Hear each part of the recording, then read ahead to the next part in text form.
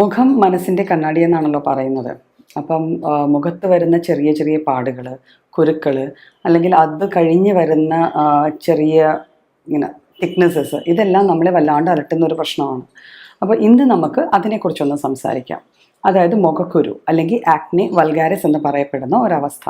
എന്താണ് ഈ മുഖക്കുരു? നമ്മുടെ ത്വക്കിന്മേൽ കുറേ ചെറിയ ചെറിയ ഗ്ലാൻസ് ഉണ്ട്. ഈ ഗ്ലാൻസിൽ നിന്നാണ് നമ്മളുടെ ത്വക്കിനെ മോയ്സ്ചറൈസ് ചെയ്യാനുള്ള സീബവും ഓയിലും വരാറുള്ളത്.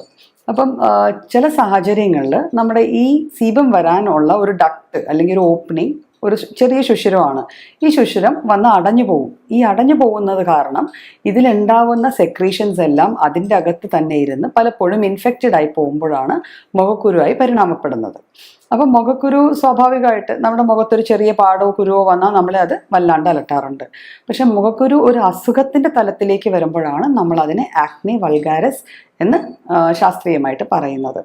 അപ്പം ഇതിന് തന്നെ നമുക്കൊരു 3 തരത്തിൽ ക്ലാസിഫൈ ചെയ്യാം. അതായത് മൈൽഡ് ഉണ്ട്, മോഡറേറ്റ് ഉണ്ട്, സിവിയർ ഉണ്ട്. മൈൽഡ് എന്ന് പറയുമ്പോഴത്തേക്കും കുറച്ച് കുരുക്കൾ മുഖത്ത് മാത്രം വരിക, ചെറിയ വേദന ഉണ്ടാവും, അത് വന്ന് നിന്നിട്ട് അത് കഴിഞ്ഞ് കുറച്ച് കഴിയുമ്പോൾ അതങ്ങ് പോകും, വീണ്ടും വേറെ വരും. പക്ഷെ അത് അത്രക്ക് വലിയ ഭീകരമായ ഒരു അവസ്ഥയിലേക്ക് വരാറില്ല. പക്ഷേ മോഡറേറ്റ് എന്ന് പറയുമ്പോൾ മുഖത്ത് മാത്രമല്ല, ഈ കുരുക്കൾ ചിലപ്പോൾ നെഞ്ചിലോ അല്ലെങ്കിൽ നമ്മുടെ ബാക്കിലോ ഒക്കെ വന്ന് അത്യാവശ്യം വേദനയോട് കൂടിയുള്ള കുരുക്കൾ തന്നെയായിരിക്കും. സിവിയർ എന്ന് പറയുമ്പം അത് കുറച്ചുകൂടി ഭീകരമായ അവസ്ഥയാണ്. അതായത് നമ്മൾ ചില സിനിമാ നടന്മാരെയൊക്കെ കണ്ടില്ലേ, പൊതുവേ കാണാറുണ്ടല്ലോ, പൊതുവേ വില്ലൻ വേഷത്തിൽ വരുന്നവർ, അവരുടെ മുഖത്തൊക്കെ ഒരു പാട് കാണാറുണ്ട്.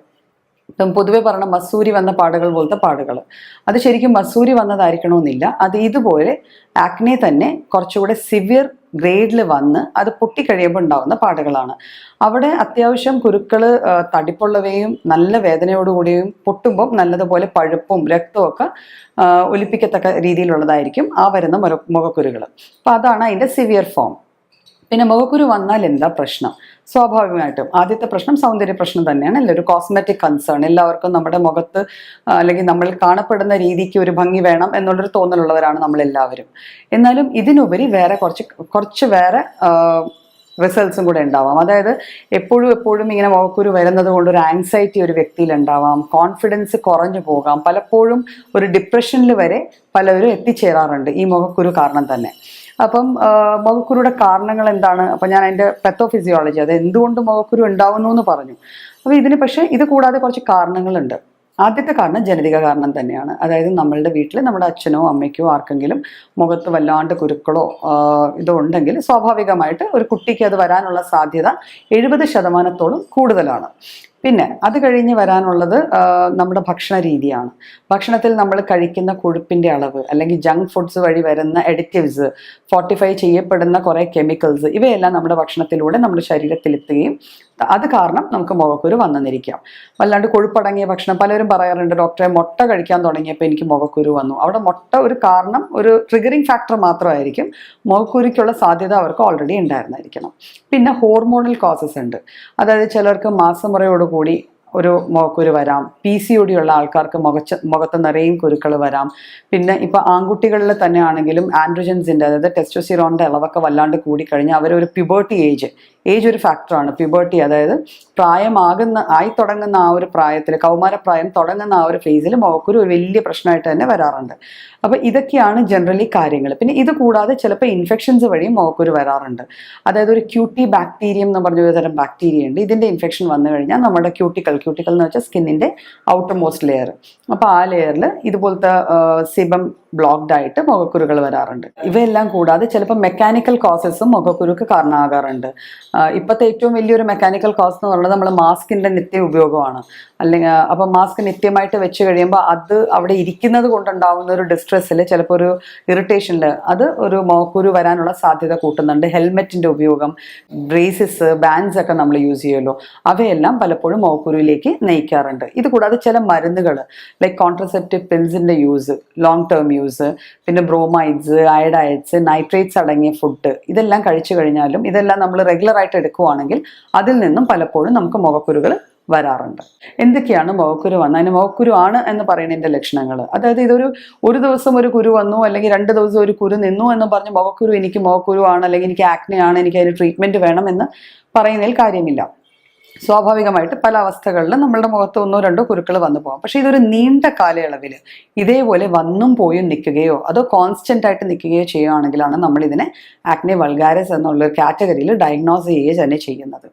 പിന്നെ ഇത് കൂടാതെ ഇത് സൈക്ലിക്കൽ ആയിരിക്കും. ചിലപ്പോൾ ഒരു ഫേസിൽ വരും, അത് കഴിഞ്ഞ് വീണ്ടും നിന്നിട്ട് വീണ്ടും ഇപ്പം പറഞ്ഞല്ലോ, ഇപ്പം മെൻസസ് ഹോർമോൺസിന്റെ ലെവൽസ് കൂടുമ്പോൾ ആ സമയത്ത് വരാം, പിന്നെ കുറച്ച് നാൾ ഇല്ലാതിരുന്നിട്ട് വീണ്ടും വരാം. പിന്നെ അപ്പം ഇതാണ് ഈ രീതിയിൽ വരുന്നതിനാണ് നമ്മൾ യൂഷ്വലി ആക്നെ വൾഗാരിസ് എന്ന് പറയുന്നത്.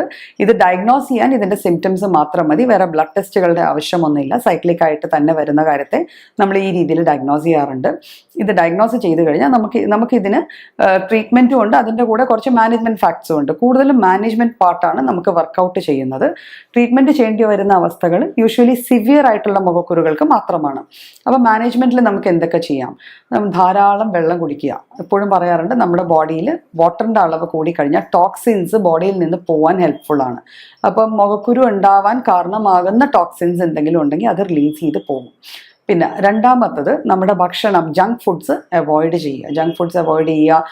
ഈ എഡിറ്റീവ്സ്, അജിനോമോട്ടോ അല്ലെങ്കിൽ ആർട്ടിഫിഷ്യൽ കളേഴ്സ്, ഫ്ലേവേഴ്സ് ഇതെല്ലാം ഉപയോഗിക്കുന്ന ഫുഡുകൾ കുറയ്ക്കുക. ഡയറക്റ്റ് ഷുഗറിൻ്റെ യൂസ് കുറയ്ക്കുക. അപ്പം നേരത്തെ ഞാൻ കാരണങ്ങൾ പറഞ്ഞപ്പം ഒബീസിറ്റി ഒരു വലിയ കാരണമാണ് മുഖക്കുരുയ്ക്ക്. വണ്ണം വെക്കുന്ന ആൾക്കാരിലും അമിതവണ്ണമുള്ള ആൾക്കാരിലും മുഖക്കുരു ഓൾമോസ്റ്റ് ഒരു 60-70% കേസസിൽ കാണപ്പെടാറുണ്ട്. അപ്പം ആ കാരണങ്ങളെയൊക്കെ നമ്മൾ അവോയ്ഡ് ചെയ്യേണ്ടതാണ്. പിന്നെ ഇതുകൂടാതെ നമ്മൾ ഹൈജീനിക് ആയിട്ട് നമ്മുടെ മുഖം 1-2 പ്രാവശ്യം നന്നായി വാഷ് ചെയ്യുക. പിന്നെ ചില ആൾക്കാർക്ക് ഒരു ധാരണയുണ്ട്, ക്ലീൻ അല്ലാത്തത് കൊണ്ട് അല്ലെങ്കിൽ വൃത്തിയില്ലാത്ത ആൾക്കാർക്ക് മുഖത്താണ് ഈ മുഖക്കുരു വരിക എന്നുള്ളത്. അത് ഏകദേശം തെറ്റായ ഒരു ധാരണയാണ്. ക്ലെൻലിനെസ്സും മുഖക്കുരുവായിട്ട് ഒരു ബന്ധവുമില്ല. അതുപോലെ തന്നെ സൂര്യപ്രകാശവും വെയിൽ കൂടുതൽ കൊള്ളുന്ന ആൾക്കാർക്ക് മുഖക്കുരു വരും. അതും ഒരു തെറ്റായ ധാരണയാണ്. ഈ വെയിലിനോ അല്ലെങ്കിൽ അൺക്ലെൻലിനെസ്സിനോ വൃത്തിയില്ലായ്മയ്ക്കോ മുഖക്കുരുവായിട്ട് ഒരു ഡയറക്റ്റ് ബന്ധമില്ല. പക്ഷേ ഇൻഡയറക്ട്ലി ഇപ്പം മുഖക്കുരു വരുന്ന ഒരാൾ അവൻ്റെ സ്കിൻ പ്രോപ്പറായിട്ട് മെയിൻറ്റെയിൻ ചെയ്യുന്നില്ല, അതിൻ്റെ ഹെൽത്ത് ശ്രദ്ധിക്കുന്നില്ല, അവിടെ വൃത്തിയായിട്ട് സൂക്ഷിക്കുന്നില്ല എന്നുള്ളൊരവസ്ഥ വന്നു കഴിഞ്ഞാൽ സ്വാഭാവികമായിട്ട് അതിലൊരു സെക്കൻഡറി ഇൻഫെക്ഷൻ വരാം. സെക്കൻഡറി ഇൻഫെക്ഷൻ വന്നു കഴിയുമ്പോഴാണ് ഈ വൃത്തിയില്ലായ്മ ഇതിൻ്റെ ഒരു ഫാക്ടറായി മാറുന്നത്. അതുപോലെ തന്നെ സൂര്യപ്രകാശവും അമിതമായി സൂര്യപ്രകാശം കൊണ്ടു കഴിഞ്ഞാൽ മുഖക്കുരു വന്ന് പോയ ഭാഗങ്ങളിൽ നമ്മുടെ മെലനോസൈറ്റ്സ്, അത് നമ്മുടെ സ്കിന്നിന് കളർ കൊടുക്കുന്ന ആ ഒരു കോശത്തിൻ്റെ അളവ് കൂടും. വെയിൽ കൊള്ളും തോറും ആ മുഖക്കുരുകൾ പാടായി മാറാനുള്ള സാധ്യതയുണ്ട്. അപ്പോൾ അതുകൊണ്ടാണ് നമ്മൾ അമിതമായ വെയിൽ കൊള്ളുന്നതും അല്ലെങ്കിൽ വൃത്തിയില്ലായ്മയും മുഖക്കുരുവായിട്ട് റിലേറ്റ് ചെയ്യാൻ പറ്റുള്ളൂ. അല്ലാതെ അത് ആസ് സച്ച് ഒരു കാരണമാവാറില്ല. ഇതെല്ലാം ചെയ്തു. ലൈക്ക് നമ്മൾ ധാരാളം വെള്ളം കുടിക്കണം, പച്ചക്കറികളും പഴവർഗ്ഗങ്ങളും നമ്മുടെ ഭക്ഷണത്തിൽ ഉൾപ്പെടുത്തുക, നാച്ചുറൽ ഫുഡ്, നമുക്ക് നാച്ചുറൽ വൈറ്റമിൻസ് കൂടിയ ഫുഡാണ് എപ്പോഴും സ്കിന്നിൻ്റെ ഹെൽത്തിനെ മെയിൻറ്റെയിൻ ചെയ്യാൻ നമ്മളെ ഹെൽപ്പ് ചെയ്യുന്നത്. അതിൽ ഏറ്റവും മുന്നിൽ നിൽക്കുന്നത് വൈറ്റമിൻ സി തന്നെയാണ്. അതായത് നെല്ലിക്ക, നാരങ്ങ, അങ്ങനെ പുളിപ്പുള്ള പഴവർഗ്ഗങ്ങളും പച്ചക്കറികളും നമ്മുടെ ആഹാരത്തിൽ ഉൾപ്പെടുത്തിയാൽ തന്നെ നമുക്ക് ഒരു പരിധി വരെ ഇത് ക്ലിയർ ഓഫ് ചെയ്യാൻ പറ്റാറുണ്ട്. അപ്പം പിന്നെ ഫോളിക് ആസിഡ്സ്, B12, ഈ വൈറ്റമിൻസ്, അപ്പോൾ ഈ വൈറ്റമിൻസ് നമുക്ക് പച്ചക്കറികളിൽ നിന്ന് ധാരാളമായിട്ട് കിട്ടാറുണ്ട്. ഇവയെല്ലാം നമ്മുടെ ഭക്ഷണത്തിലെ ഒരു അവിഭാജ്യ ഘടകമായിട്ട് തന്നെ നമ്മൾ കൂട്ടേണ്ടതാണ്. ധാരാളം വെള്ളം കുടിക്കേണ്ടതാണ്. നാച്ചുറൽ പാനീയങ്ങൾ മാത്രം യൂസ് ചെയ്യേണ്ടതാണ്. ഇതെല്ലാം ചെയ്തിട്ടും നമ്മുടെ മുഖക്കുരു വല്ലാണ്ട് കൂടി വരുന്നു, ഈ ഞാൻ പറഞ്ഞ സിവിയർ ടൈപ്പിൽ വരുന്നുണ്ടെങ്കിൽ നമ്മൾ സ്വാഭാവികമായിട്ട് ഒരു വൈദ്യശാസ്ത്ര സഹായം നേടേണ്ടതാണ്. അപ്പം ഹോമിയോപ്പതിയിൽ ഇപ്പം നമ്മൾ ഏതൊരു ഫുഡ് കഴിക്കുന്നു ആ ഫുഡ് കൊണ്ടുണ്ടാവുന്ന മുഖക്കുരുക്ക് സ്പെസിഫിക് ആയിട്ട് മെഡിസിൻസ് ഉണ്ട്. അപ്പം അങ്ങനെ സ്പെസിഫിക് ആയിട്ടുള്ള മെഡിസിൻസ് കണ്ടെത്തി ഏതെങ്കിലും ഡോക്ടറുടെ സഹായത്തോടുകൂടി കഴിച്ചാൽ നമുക്കിത് പൂർണ്ണമായിട്ടും മാറ്റിയെടുക്കാൻ പറ്റുന്നതാണ്.